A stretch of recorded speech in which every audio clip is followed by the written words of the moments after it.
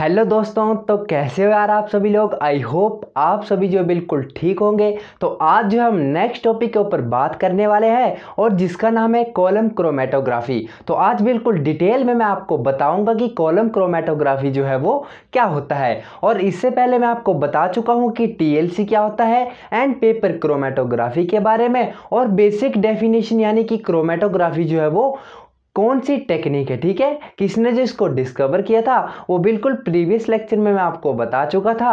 तो अगर अभी तक आपने प्रीवियस लेक्चर नहीं देखे हैं तो उनका लिंक जो मैं डिस्क्रिप्शन बॉक्स में आपको प्रोवाइड करवा दूंगा, तो वहां से जाकर जो आप उन्हें विजिट कर सकते हैं। और अगर आपको पता है इन सब के बारे में तब तो बहुत ही अच्छी बात है। तो चलिए शुरू करते हैं बिना टाइम वेस्ट किए कि कॉलम क्रोमेटोग्राफी जो है वो क्या होता है। मैं इस पहले आपको बता दूं कि इस वीडियो में क्या क्या कवर करूंगा। सबसे पहले हम पढ़ेंगे कि कॉलम क्रोमेटोग्राफी इसको क्यों कहते हैं, उसके बाद इसका प्रिंसिपल जानेंगे और उसके बाद जो इसकी पैकिंग कैसे करते हैं, कॉलम की जो है वो पैकिंग कैसे की जाती है। और उसके बाद जो इसके दो मेथड होते हैं, एक होता है वेट पैकिंग और एक होता है ड्राई पैकिंग। ठीक है, तो दोनों मेथड मैं आपको करवाऊंगा और उसके बाद जो हमारी पूरी वीडियो जो है ये खत्म हो जाएगी। तो ये टॉपिक जो मैंने आपको बताए यहाँ पर जो है मैं वो कवर कर दूंगा। ठीक है, तो चलिए बात करते हैं कि आखिरकार इसे जो है वो कॉलम क्रोमेटोग्राफी जो है वो क्यों कहा जाता है। अब ये जो कॉलम है यहाँ पर, ये जो वर्ड कॉलम है ये यहाँ पर क्यों लिखा गया है, क्योंकि ये क्रोमेटोग्राफी जो है किस में होती है, एक कॉलम में जो इसका एक्सपेरिमेंट किया जाता है और ये कॉलम जो है वो ग्लास का बना होता है। ठीक है, क्या बोला मैंने कि ये जो कॉलम क्रोमेटोग्राफी होती है इसमें जो कॉलम होता है वो किसका बना होता है, ग्लास का बना होता है। ठीक है, और वो जो कॉलम होता है इसकी वजह से इसका नाम क्या पड़ गया, कॉलम क्रोमेटोग्राफी, क्योंकि इस एक्सपेरिमेंट को हम किस में परफॉर्म करते हैं, एक कॉलम में जो कि एक ग्लास का होता है। ठीक है, अब उस कॉलम की पैकिंग कैसे की जाती है वो तो मैं आगे आगे आपको बताते जाऊंगा। ठीक है, तो सबसे पहले बात कर लेते हैं कि कॉलम क्रोमेटोग्राफी का यूज किस लिए किया जाता है। जैसे कि हमें किसी भी मिक्सचर में से कंपाउंड को जो वो सेपरेट करना है, कंपोनेंट को सेपरेट करना है, तो हम जो वो कॉलम क्रोमेटोग्राफी की टेक्निक यूज कर सकते हैं। अब वो मिक्सचर कैसा होगा उसे पोलैरिटी की बेस के ऊपर भी जो है वो सेपरेट किया जा सकता है, साइज के ऊपर भी सेपरेट किया जा सकता है और चार्ज के ऊपर भी जो उसे सेपरेट किया जा सकता है। ठीक है, तो ये तीन चीजें थी जिसके ऊपर जो हम किसी भी मिक्सचर में से कंपोनेंट को अलग करना है वो जो है इनके बेसिस पर कर सकते हैं, पोलैरिटी के बेसिस पर, साइज के बेसिस पर और चार्ज के बेसिस पर। ठीक है, अब बात रही इसके प्रिंसिपल की, तो कॉलम क्रोमेटोग्राफी का जो प्रिंसिपल होता है वो होता है एडजॉर्प्शन। ठीक है, एडजॉर्प्शन जो है वो क्या है, कॉलम क्रोमेटोग्राफी का प्रिंसिपल। अब बात कर लेते हैं कि stationary phase and mobile phase जो है वो कौन सा रहेगा, क्योंकि मैंने आपको बताया था कि क्रोमेटोग्राफी कोई भी हो उसमें उनकी जान क्या होती है, एक होता है stationary phase and second one is mobile phase. तो इसमें स्टेशनरी फेज जो है वो क्या रहेगा, सॉलिड रहेगा। जैसे कि हम इसमें ले सकते हैं एल्यूमिना, ले सकते हैं सिलिका जेल यूज कर सकते हैं, चारकोल या स्टार्च, इन चारों में से कोई यूज कर सकते हैं। ठीक है, तो बेसिकली मैं आपको बता दूं जो कॉमन यूज होते हैं कॉलम क्रोमेटोग्राफी में वो होते हैं एल्यूमिना एंड सिलिका जेल, इन दोनों में से किसी को यूज किया जा सकता है। और ये जो यूज जब हम एडजॉर्बेंट इनको जो यूज करते हैं, ठीक है, स्टेशनरी फेज को, वो जो है वो सॉल्वेंट जो कि मोबाइल फेज होता है, लिक्विड होता है, उसके बेसिस के ऊपर जो है इन्हें चूज किया जाता है। जैसे कि एग्जांपल मैं आपको मान लीजिए, जैसे हमने सॉल्वेंट जो है वो पोलर ले लिया। ठीक है, तो यहां से जो हमने स्टेशनरी फेज को यूज करना है वो थोड़ा नॉन पोलर होना चाहिए, क्योंकि अगर वो भी पोलर हुआ तो मैंने आपको बताया था कि केमिस्ट्री में एक रूल होता है और वो होता है लाइक डिसॉल्व लाइक। ठीक है, जिस तरह का नेचर होगा वो बंदा क्या होगा उसी के साथ ही मिक्स हो पाएगा। ठीक है, इसका मैंने आपको एग्जाम्पल भी दिया था कि जो टॉपर होता है और बैक बेंचर होता है उनकी आपस में इतनी नहीं बनती है। ठीक है, जो बैक बेंचर होते हैं उनकी आपस में बनती है और जो आगे बैठते हैं, ठीक है, उनकी जो है वो भी आपस में बनती है। तो लाइक डिसॉल्व लाइक, जिस तरह का आदमी का नेचर होगा वो उसी तरह के आदमी को क्या करता है, लाइक करता है। ठीक है, तो ऐसे ही कुछ यहां पर भी होता है। ठीक है, अगर मान लीजिए हमने जो वो सॉल्वेंट को भी पोलर ले लिया और ये जो हमारे पास स्टेशनरी फेज है इसको भी पोलर ले लिया, तो ये तो आपस में बॉन्ड फॉर्म कर देंगे, जिसकी वजह से हमारे पास क्या होगा, जो सेपरेशन है वो पॉसिबल नहीं हो पाएगा, क्योंकि जब इनके बीच बॉन्ड फॉर्म हो पाएगा तो बॉन्ड को कैसे तोड़ सकते हैं, ठीक है। तो इसलिए जो हम एक क्या करते हैं, पोलर यूज करते हैं और एक नॉन पोलर को जो हम यूज करते हैं। ऐसे ही मिक्सचर ऑफ कंपाउंड को फिर उसके ऊपर डाल देते हैं कॉलम से, टॉप से जो उसको फिल कर देते हैं और उसके ऊपर सॉल्वेंट रन करवाते हैं और पूरी टेक्निक जो हमारे पास क्या हो जाती है, एक्सपेरिमेंट के थ्रू हम जो उन्हें सेपरेट कर पाते हैं, जो भी बैंड्स होते हैं हमारे पास। तो आगे आगे मैं आपको बताऊंगा। तो अब जो हम बात कर लेते हैं, तो ये रहता है हमारे पास ग्लास कॉलम, जिसकी मैं आपके साथ बात कर रहा था, ये होता है वो ग्लास कॉलम, ठीक है। तो आगे मैं आपको बताऊंगा कि इसकी पैकिंग कैसे करते हैं। तो चलिए देखते हैं अब इस कॉलम को जो हम कैसे पैक कर सकते हैं। चलिए अब हम बात करते हैं कि कॉलम को जो हम कैसे प्रिपेयर कर सकते हैं, क्योंकि कॉलम की प्रिपरेशन जो वो सबसे ज़्यादा इंपॉर्टेंट रहेगी इस टेक्निक में। क्योंकि अगर हम कॉलम को जो वो अच्छे से प्रॉपर से जो हम प्रिपेयर नहीं कर पाते हैं, तो जो हमारा रिजल्ट रहेगा प्योरीफिकेशन के लिए वो बहुत ही ज़्यादा खराब रहेगा, मतलब अच्छे से रिजल्ट नहीं आएगा। तो इसलिए कॉलम को जो हम सबसे पहले क्या करेंगे, अच्छे से पैक करेंगे। तो सबसे पहले मैं आपको बता दूं कि ये जो कॉलम है ये प्रॉपरली क्या होना चाहिए, वॉश होना चाहिए, ठीक है। प्रॉपरली वॉश्ड कॉलम हमने क्या करना है, यूज करना है और ड्राइड होना चाहिए। और उसके बाद जो हम नीचे जो यहाँ पर क्या करेंगे, एक कॉटन प्लग होगा छोटा सा, ठीक है। बिल्कुल मॉडरेट अमाउंट में जो है वो कॉटन प्लग को यूज करना है, ना ही ज्यादा ले लेना है और ना ही बड़ा ही कम लेना है। अब आप बोलेंगे कि क्वेश्चन आ रहा होगा कि कॉटन प्लग आखिरकार हम क्यों यूज करेंगे, क्योंकि जो हमारे पास एडजॉर्बेंट रहेगा एल्यूमिना, या जब हम एसिड वॉश्ड सैंड जो होगी वो अप्लाई करेंगे, तो हमारे पास क्या होगा, अगर नीचे कॉटन प्लग नहीं है तो ये सारा मटेरियल जो वो नीचे चला जाएगा, ठीक है।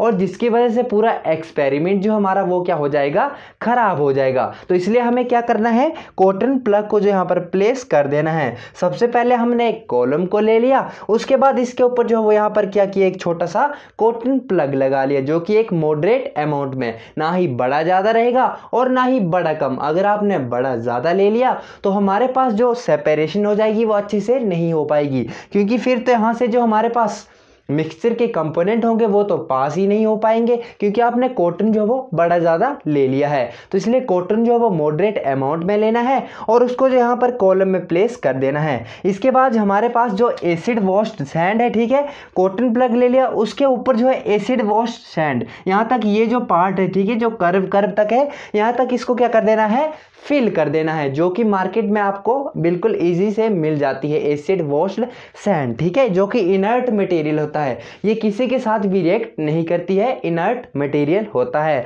अब उसके बाद सैंड डालने के बाद हम क्या करेंगे, यहाँ से एडजॉर्बेंट को डाल देंगे, ठीक है। मैंने आपको बताया था कि दो टाइप की हमारे पास पैकिंग होती है, एक होती है ड्राई पैकिंग और एक होती है वेट पैकिंग, जो कि इसके बाद बताऊंगा। तो पहले आप देख लीजिए कि कॉलम को कैसे पैक करते हैं, इसके बाद हम जानेंगे कि ड्राई पैकिंग क्या होती है एंड वेट पैकिंग जो है वो किसे कहते हैं। तो उसके बाद क्या किया हमने, सैंड के बाद क्या किया, एडजॉर्बेंट को यहां पर क्या कर दिया, प्लेस कर दिया, ठीक है। अब इसके बाद ऊपर फिर से जो वो एक सैंड की लेयर अप्लाई की जाती है, जो कि वही एसिड वॉश्ड सैंड रहती है, जो कि इनर्ट ही होती है, ठीक है।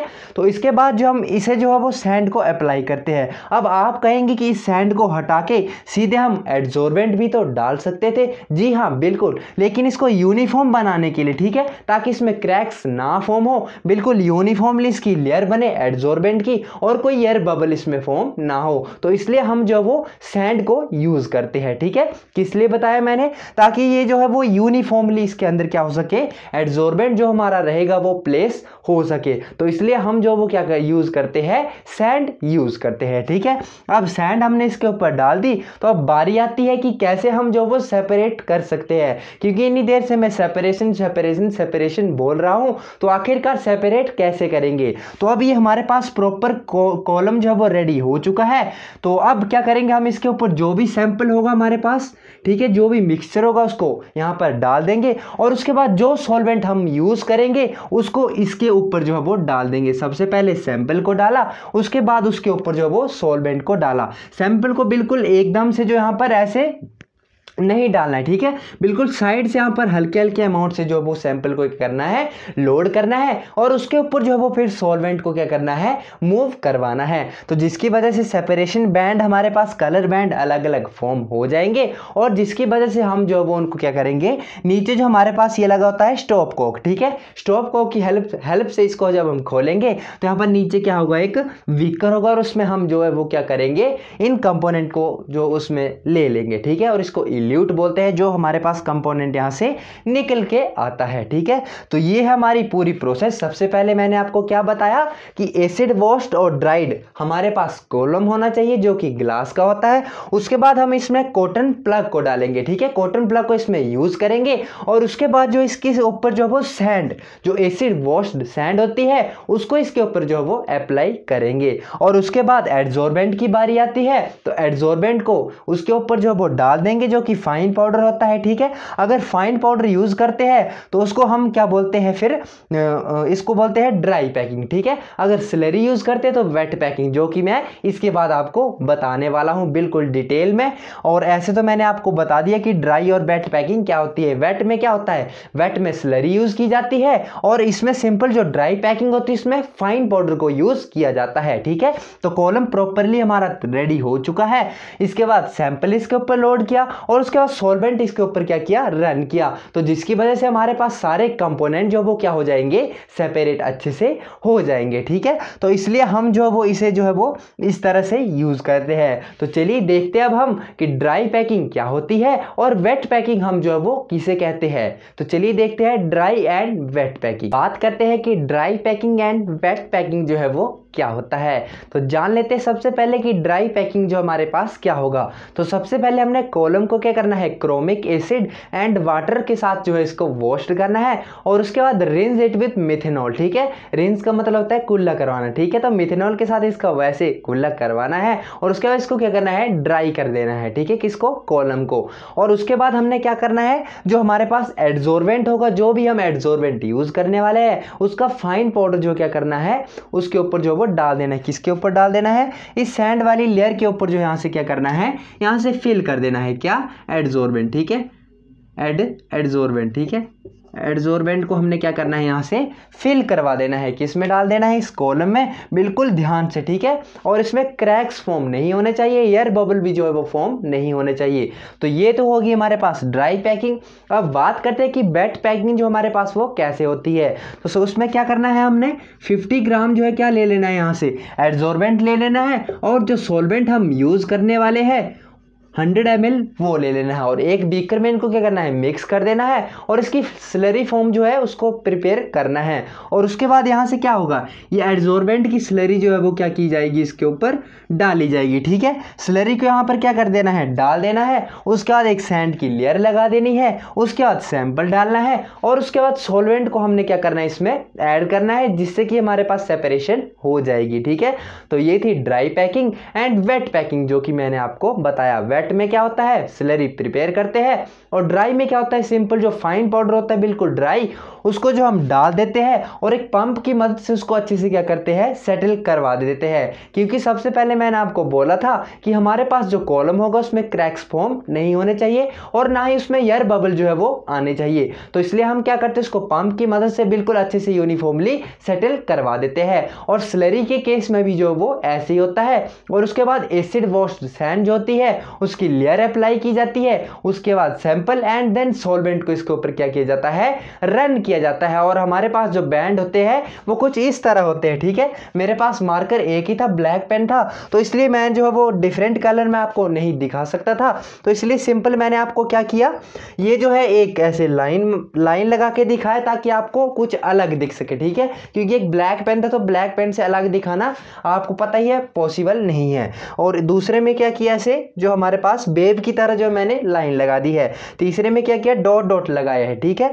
तो जो हमारे पास मान लीजिए हमने एडजॉर्बेंट को जो है वो पोलर यूज किया है, तो जो सबसे ऊपर हमारे पास कंपोनेंट है वो मोर पोलर रहेगा, क्योंकि ये हमारे पास जो है लेस मूव हो पाएगा, क्योंकि ये बॉन्ड फॉर्म कर देगा, ठीक है। ये हमारे पास फ्लो मतलब नीचे की तरफ जो हमारे पास जो कंपोनेंट सेपरेट होकर आ रहे हैं उनका फ्लो है, ठीक है। कंपोनेंट किस में से सेपरेट होकर आ रहे हैं, मिक्सचर में से। तो ये है उनका फ्लो।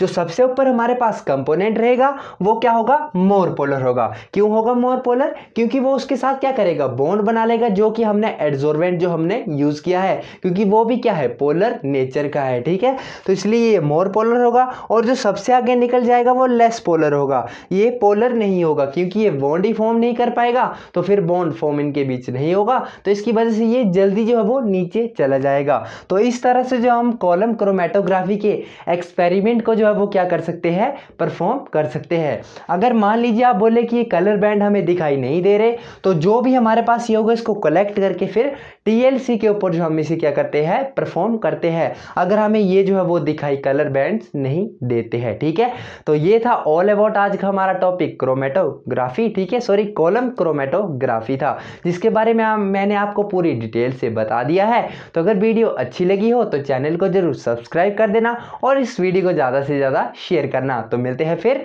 नेक्स्ट टॉपिक में।